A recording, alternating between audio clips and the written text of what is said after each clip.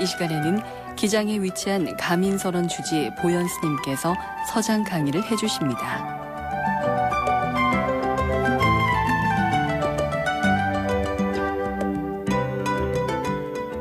불자 여러분 안녕하십니까? 기장 가민선원의 보현 스님입니다. 오늘도 저번 시간에 이어서 종직각장을 공부하도록 하겠습니다. 저번 시간에 시간이 다 되어서 해석하지 못한 부분부터 시작하도록 하겠습니다. 단지 거기에 묻자언정 욕불용 존심 등호어다.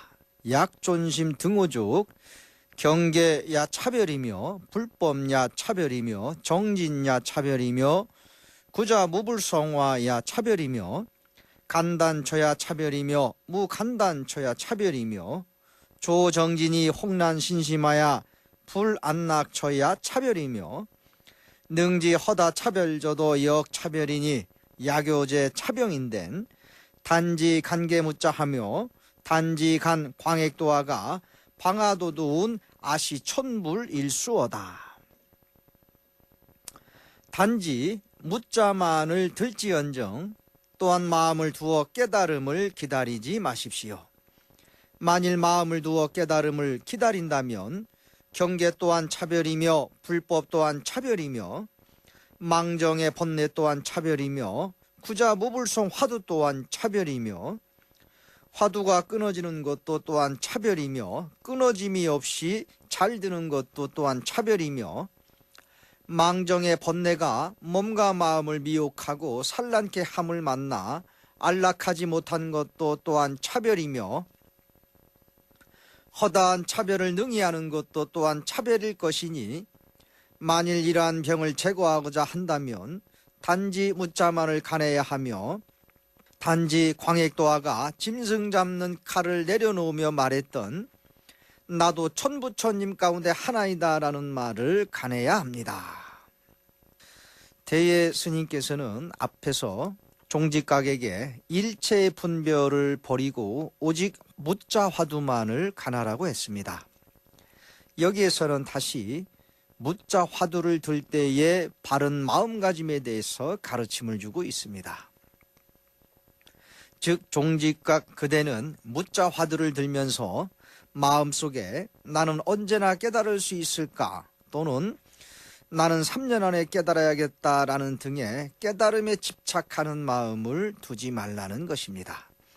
만일 마음에 깨달음에 대한 집착을 가지고 있다면 그대 앞에 나타난 모든 경계가 차별이 되어 영원히 깨달음을 얻을 수 없다는 것입니다. 그러므로 만일 그대의 마음에 깨달음에 집착하는 번뇌가 있다면 그 번뇌를 고치기 위해서는 오직 묻자화두만을 가내야 하며 또 백정이었던 광액도화가 짐승 잡는 칼을 내려놓으며 나도 일천부처님 가운데 하나이다 라고 말했던 것을 마음속 깊이 간직해야 한다는 것입니다. 즉 일체의 분별심과 아르마리가 없었기 때문에 성불할 수 있었던 광액도화의 일화를 깊이 헤아리어 마음의 모든 분별심을 버려야만 성불할 수 있다는 것을 깊이 생각하라는 것입니다. 시실 시여하야 약작 허실 상량인된 우타입 차별경계 상거야리라 불여일도 양단하야 부득 녀무사전이니 녀무사전즉 우차별의리라. 이 말이 진실인가 이 말이 거짓인가 라고 하여 만일 거짓과 진실을 따져드려 한다면 또한 차별 경계 위에 더욱더 들어가게 될 것입니다.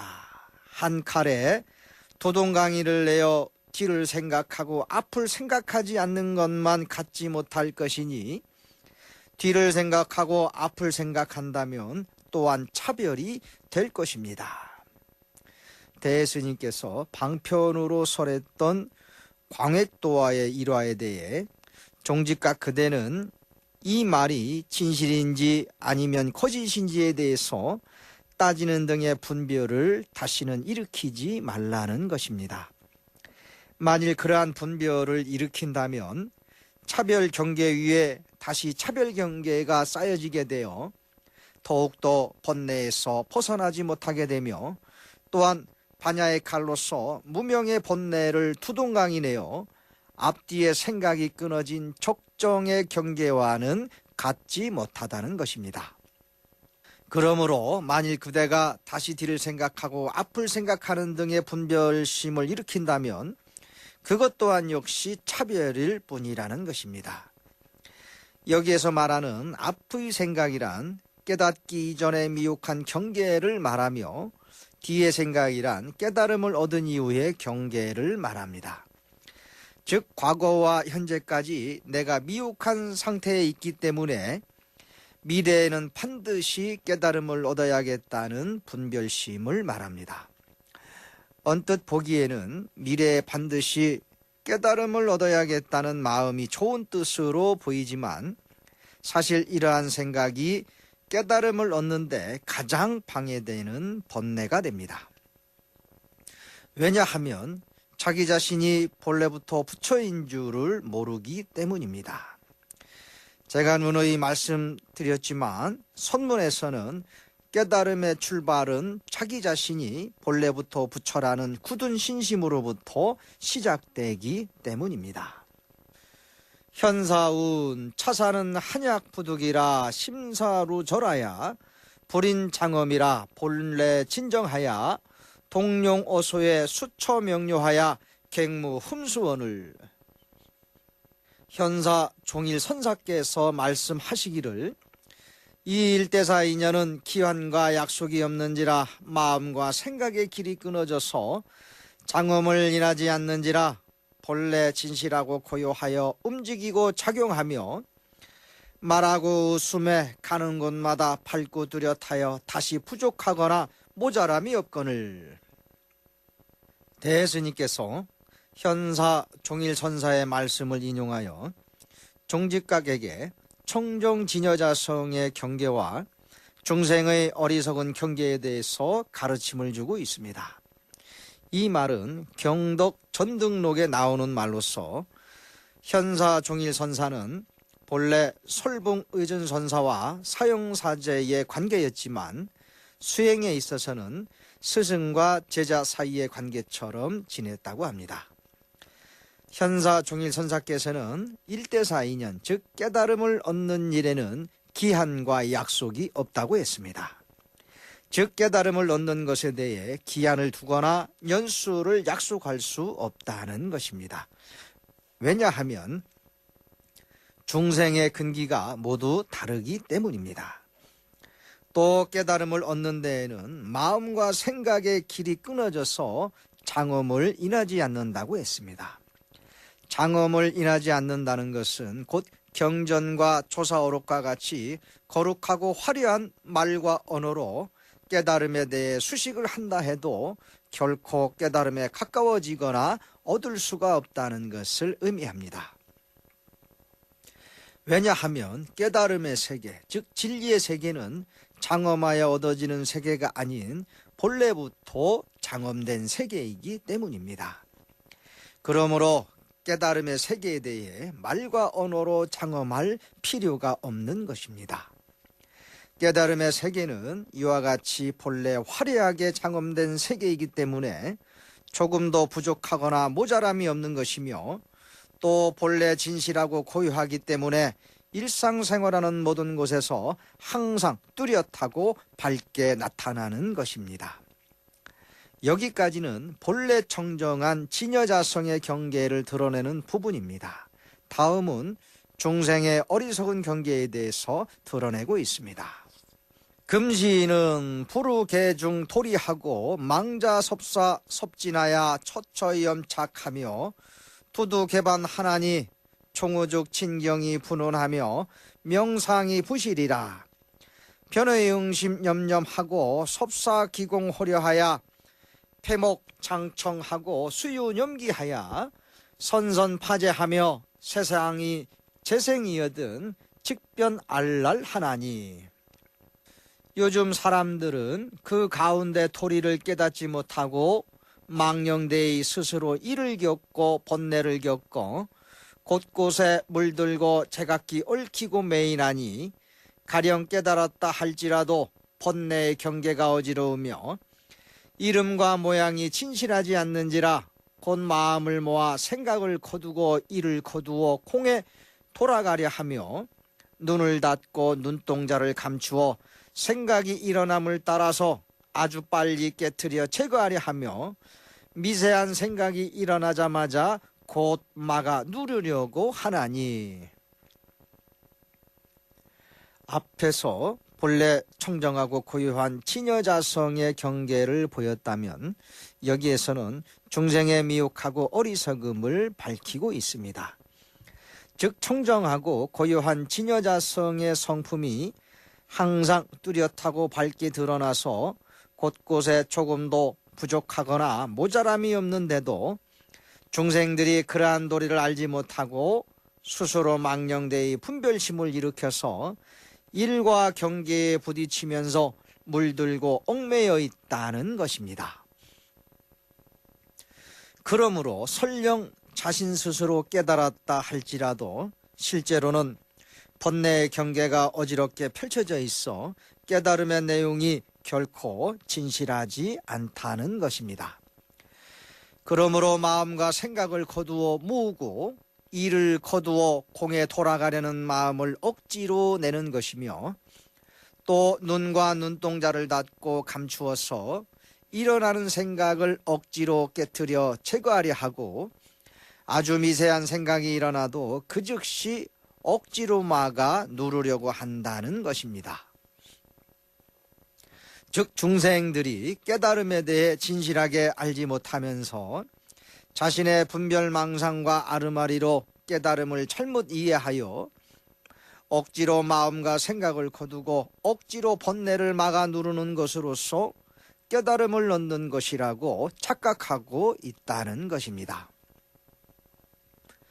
현사 종일선사의 이와 같은 지적은 대스님께서 서장을 통해 지적하고 있는 묵조선 수행자들의 병폐와 아주 비슷하다고 할 수 있겠습니다.